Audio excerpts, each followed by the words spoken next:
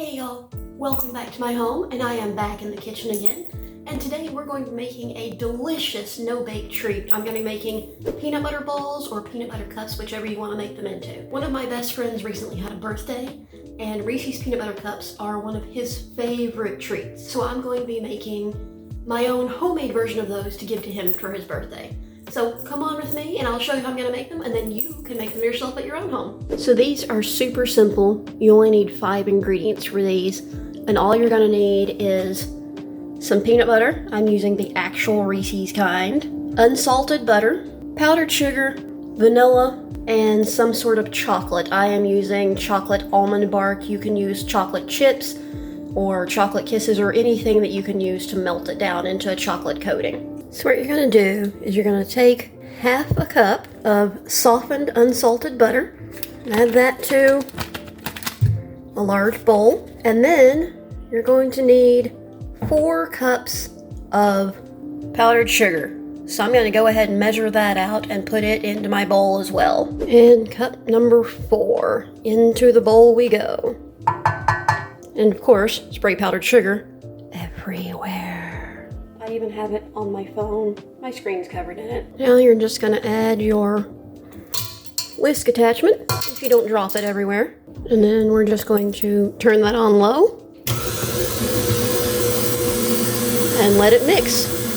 I was making powdered sugar mess, so make sure it's on low. This is what happens when you don't mix your powdered sugar on low. It goes everywhere. Now while that's mixing, you're going to want to add 2 cups of peanut butter. That's this entire jar. So I'm just going to use this little spatula and scrape the entire jar into my bowl while it's mixing.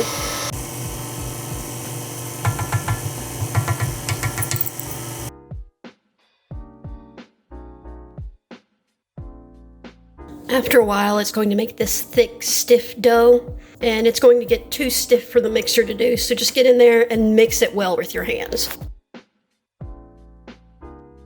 Alright, you see I've got my nice thick peanut butter dough here, and now this is going to go in the fridge for about 30 minutes while I clean up the rest of my kitchen. So my dough has chilled. It's actually been in there for about an hour, and you see how stiff it is? It's very much like Play-Doh at this point, and this is exactly what you want. So now we're going to roll these into about 1-inch balls is what I prefer, but you can make them whatever size you want, or you can make them into patties, or you could make them into whatever shapes you want. Just do whatever.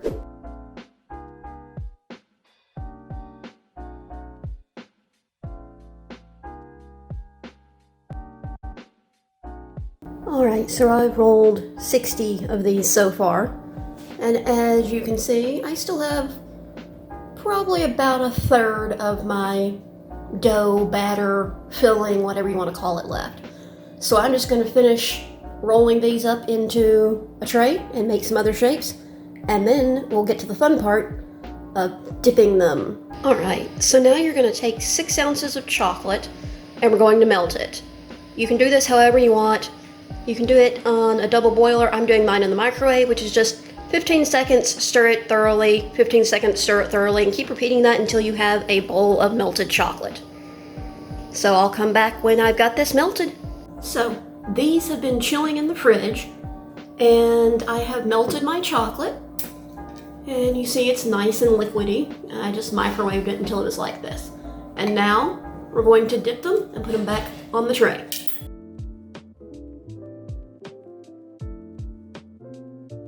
Alright, so the easiest way I've found to dip them is take your ball, drop it in the chocolate, and use a fork, not a spoon, to completely cover it.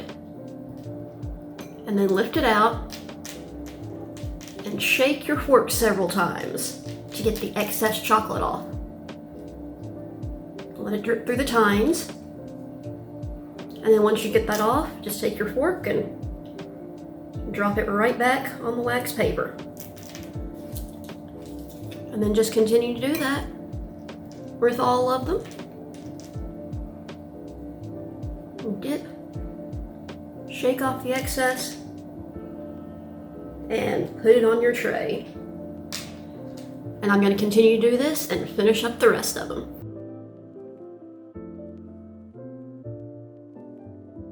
Once you have them all dipped, just let them sit at room temperature until they're fully set, which will take about 30 minutes to an hour or so. As you can see, some of the ones that I started with are actually almost fully set, while the last ones are still wet, of course. So just let these sit until they're completely hard. So I made some larger ones too, some more 2 or 3 bite ones, rather than those little tiny poppers that I showed you earlier. Like I said, you can make them in any size, any shape, whatever you want. Since they're no-bake, it doesn't matter. It's just dough that is shaped and then covered in chocolate. So make it whatever you want.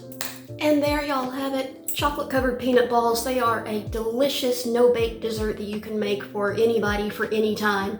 Like I said, I'm making these for one of my friends for his birthday because he loves Reese's Peanut Butter Cups, and these are a homemade version of that. So try this out, y'all. Make them for yourself, make them for a friend, make them for a neighbor if you want to.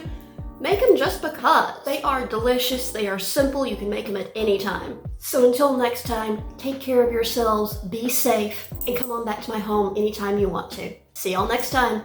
Bye!